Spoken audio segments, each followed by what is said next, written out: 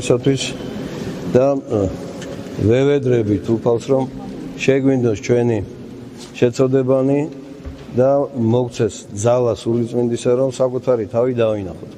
დღეს საკითხული სახარება სხვა ამას გვასწავლის. ესე იგი ღმერთმა შეუნდო მიუტევა და გამოვიდა და იგივე მოსთხოვა თავის მოყვას ძმას და ესე იგი დაემუქრა რომ საშინელი მეთოდით მოსთხოვდა პასუხს. და მაშინ ძალიან გაბრაზდა უფალი რომელმაც სიტყვის გებაი მოითხოვა და აი ამ ასეთი სიმკაცრისათვის, უნანელობისათვის საჟელი დაადო. თითოეულ ჩვენთაგანზე არის ნათქვამი. თუ კი აი ეს ღვთისა მადლი წყალობა ადამიანმა ვერ დაინახა უმადლოა. ესე იგი მადლის გარეშე მადლისაგან განზარცულია.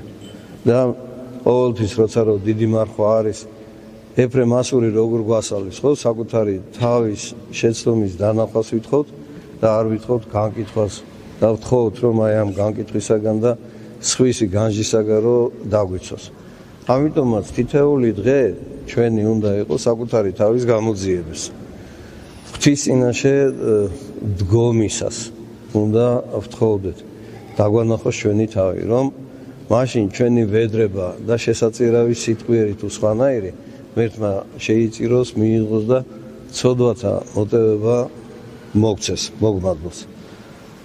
ვმადლობთ ღმერთს ყველაფრისათვის, მაგრამ ასევე ყოველთვის, ყოველწამიერად ვევედრებით უფალს, რომ შეგვინდოს ჩვენი ცოდვები და მოგცეს ძალა, რომ ჩვენ მივუტოვოთ ჩვენს შემცოდვებს და ჩვენს, ასე ვთქვათ,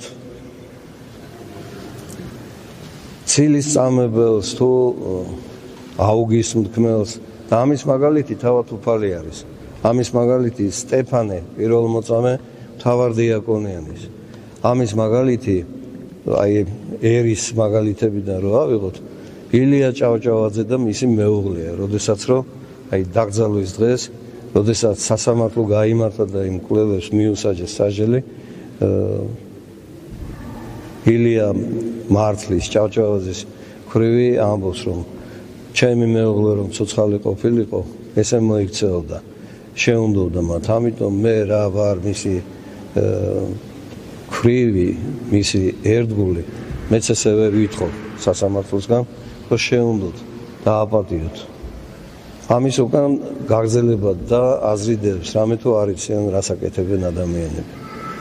მამები ამბობენ, ხშირად ჩვენი პატრიარქი სიმეორებს, ვინც რას აკეთებს, თავის თავს უკეთებს.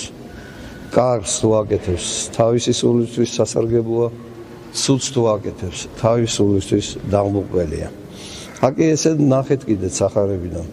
იუდა როცა მოციქულებს მაცხოვარმა თანმდაბლობით ფეხი დაბანა და როდესაც საიდუმლო სერობაზე თავისი აი ეს მომავალი ყოველფადი გაუნხილა, ამ დროს იუდა ვერსლის მოყარებით აღზრული და გონება დაბნელებული ჩქარობს და მიდის მღვდელმთავრებთან რომ სასყიდელი მოსთხოვოს. რას მომცემთ თუ მე გავცემ ჩემს წინამძღოლ მოძღვარს. 30 ვერცხლად გახიდა უფალი. და რა მიიღო ამის სანაცვლოდ? წავიდა და ღვთის გმობაში ჩავარდა. თავი ჩამოერჩა. ამიტომაც მამები ამბობენ, ვინც რას აკეთებს, თავის თავს უკეთებს. ამიტომ ვეცადოთ სულის ხონებისათვის, გადარჩენისთვის, ღმერთთან ახლო ყოფნისათვის. ის ცნება, რომელიც გვსმენია და ხშირად ვიმეორებთ მოციქულის ნათქვამს.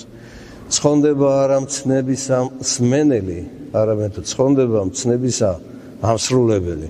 ჩვენ ღმერთს ვთხოვთ, რომ მოგცეს ძალა, მცნება ავასრულოთ და ღვთის მადლით და ღვთის მადლში ვიყოთ მისი კაცმოყარე ბუნებით და დამკვიდრებულნი აძლო უკუნისამდე. ამინ. ჩვენთან არის ღმერთი. ახლოვდება დღესასწაული მარიამობის. ჩვენ გვიწევს მთაში წასვლა. აქ ჩვეულებრივ 27-ში საღამოს იქნება 4 საათზე მსახურება მწუხრი ცისკარი პურის კურთხევით და 28-ში დილით 8 საათზე დაიწყება სადღესასწაულო წირვა. მამა მიქაელი იქნება ამ წირვის ასე ვთქვათ შემსრულებელი, ჩვენ ვიქნებით მთაში. მოგვიხსენეთ რომ შვიდობით ავიდეთ, შვიდობით დავბრუნდეთ და ჩვენც რა თქმა უნდა ყველას მოგეხსენებთ რომ ეს სიხარული ერთობით ყველამ გავიზიაროთ. მიუხედავად იმისა, სად ვიქნებით?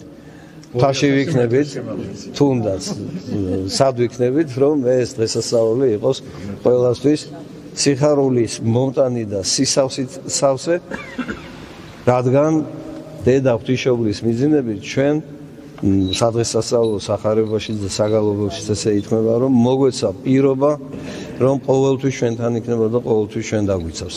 ამინ.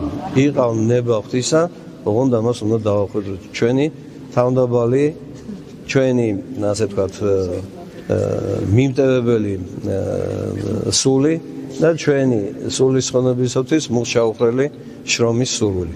ღმერთმა დაგვლოცოთ, ღმერთმა გაგახაროთ. ჩვენთან